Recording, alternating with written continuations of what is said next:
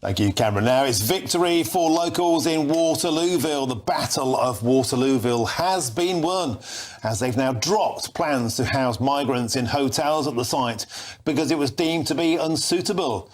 Now this comes following heavy criticism and more than 1,000 people protesting in the area last week alone. And we are set to hear from Suella Braverman, the local MP, in about an hour's time. Let's get back to studio now for some reaction.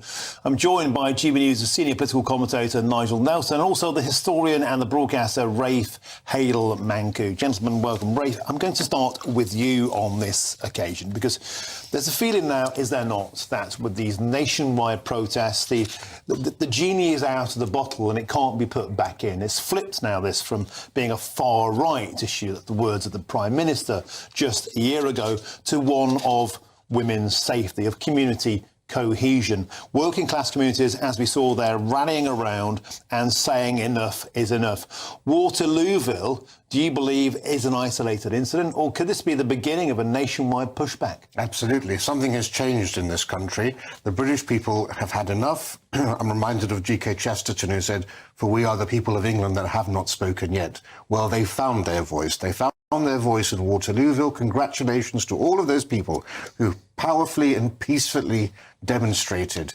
And you are going to see a sea change now, because it takes a lot. The British people are some of the most tolerant in the world, but they have seen their towns deteriorate and change beyond all recognition. They see the safety issue to their wives, their daughters, their sisters. We've had horrible accounts of things that have happened. But it's also the injustice. They see people waiting on housing lists. Suddenly they are leapfrogged over by people who've just arrived and are given priority and given luxury housing. That sticks in the craw. It goes against the idea of British fair play.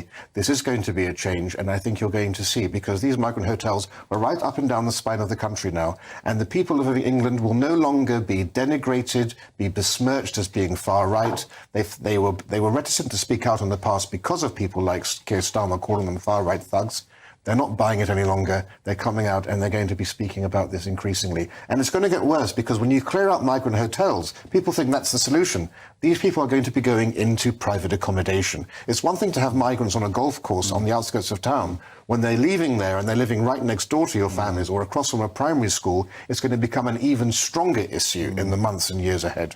And just to repeat that was retail units there. We said it was an asylum hotel. They're retail units above shops, basically flats above shops, being converted into accommodation for asylum seekers.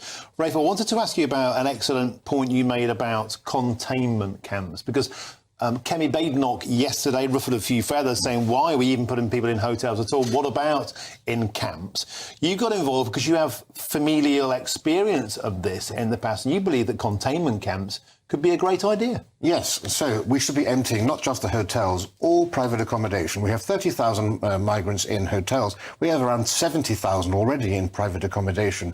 Now, I've been campaigning every week for about 3 years to empty them all and put them into camps. I'm very pleased that Kemi's clearly been listening to me and adopted this policy, but I've had such hysteria, such absurdity from people on the left. One historian said, well, no one should use the word camp, it's reminiscent of concentration camps. Well, that will come as news to people from Butlins holiday camp. But after the Second World War, there were 250,000 Polish refugees in Britain who couldn't go back to Poland because it had become a communist dictatorship. That included 100,000 women, children, and the elderly and others. And they were resettled in Polish resettlement camps. They lived in these camps for 10, 15 years. My mother's cousins were in those camps. They fell in love. They got married in those camps. I knew those ladies all my life. They never complained about the conditions. They were happy and grateful to be given opportunity. And those were 1940s style primitive barracks and Nissen huts. The camps of today will be much more improved.